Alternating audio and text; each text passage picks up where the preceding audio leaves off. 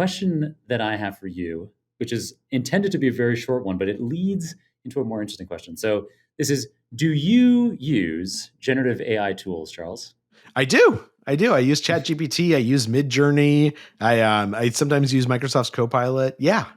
Nice. So then that's perfect for my follow-on question, which is, how do you think generative AI might be changing conversations today, and what impact it might, bigger impact it might even have in the future? And the reason why I ask this is because I feel like the reinforcement learning from human feedback that they use to have kind of like an ideal conversation, something that I've said on this podcast before, is that I sometimes come away from a long conversation with GPT-4 from OpenAI or with Claude 3.5 from Anthropic or whatever, Gemini from Google.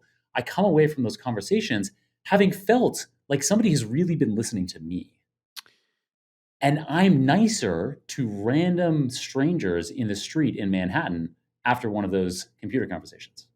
So I think one of the reasons why generative AI seems so impressive to us, and this makes sense because of how LLMs are built, is because it does a really good job of sort of processing and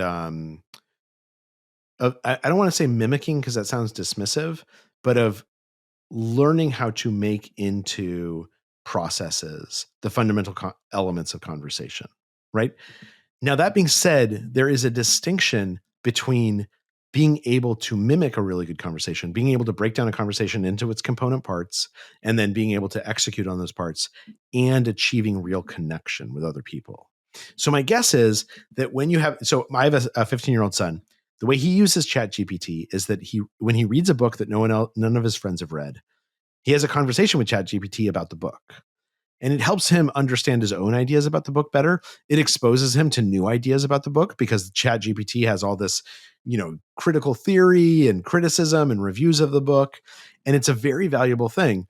But if Ollie was trying to make a decision about like where to go to college or, who to date or whether to propose to a girlfriend or boyfriend, I don't think he would turn to ChatGPT to give him that advice. He might turn to ChatGPT to talk those ideas through, and it might feel really good to get clarity.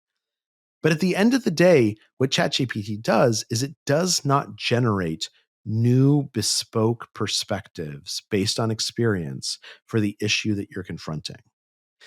Now, I think I spent a lot of time reporting about AI, and I spent a lot of time with OpenAI and the folks there.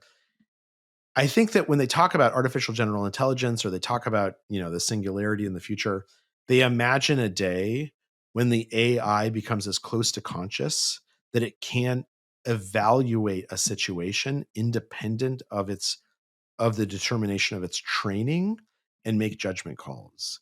I don't know if that day is ever going to come, right? And there's a lot of reasons to believe that even as generative AI gets better and better and better and the LLMs become more and more complex and a lot more parameters, that will reach an asymptote where the technical ability becomes more and more advanced, but sort of this spiritual breakthrough doesn't occur.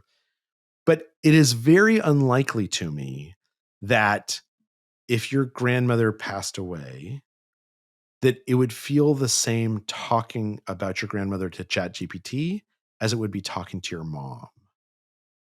And that's okay, because at the end of the day, that ChatGPT has never met your grandmother. And it can't come up with an independent perspective on your grandmother that's designed to appeal to you and to elicit things in you, but also bring up new emotions.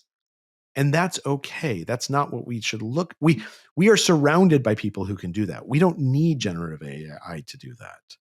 A related thing to that, a thought experiment that I have frequently is I think to myself, with experiences like recording this episode 800 with my grandmother, is I'm like, I should record as much conversation with her as possible because maybe someday I will be able to have a machine that can replicate her voice and the kinds of conversations.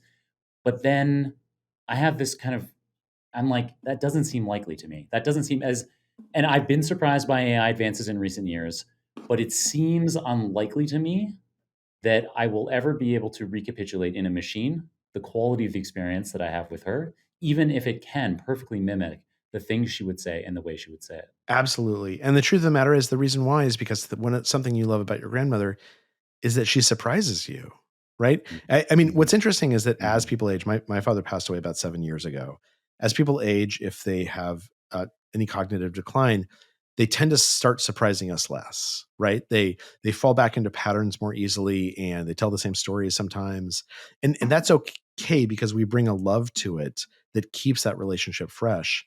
The truth is that if you did ground an LLM in your grandmother, it would be amazing. It could speak the same way she could speak, and it could sound like her, and it could know how she would respond, has responded in the past to things that you've said, but it probably won't respond in a whole new way that Mhm. seems like your grandmother. Right. And that's, I think, the Exactly. difference is that what we love about other people is that they surprise us sometimes. And That's it's right. that surprise, that growth, that newness that makes the relationship still feel real.